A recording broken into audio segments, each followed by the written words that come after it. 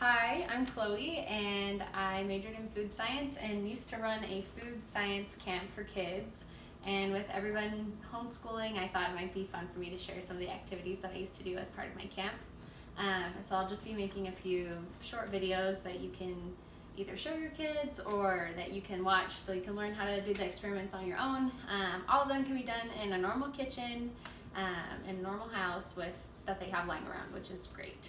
So first, one of the principles behind doing a lot of these different activities is using science, right? And so we can talk about the scientific method.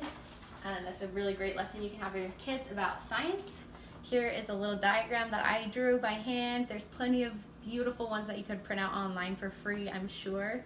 But basically the scientific method always starts with a question, and then you investigate that question, right? You do research, and then you form a hypothesis, which we will get to in a minute, and then you do the experiment to test your hypothesis.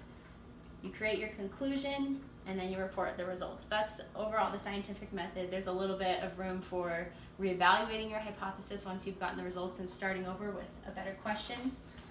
But basically, the way that all of the experiments we try to frame here will work like this. Your hypothesis always starts with an if statement. So if I put celery in colored water, and then you say your then statement, which is what your conclusion would end up being. So if I put celery in colored water, then you could say this celery will stay the same color, or this celery will turn the color of the colored water. Whichever you or your child thinks is correct.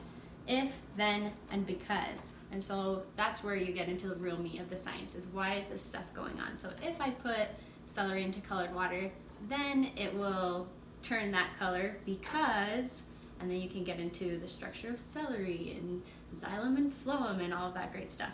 So that is how you form a hypothesis. And so you can always walk your kids through this before you get started on an activity.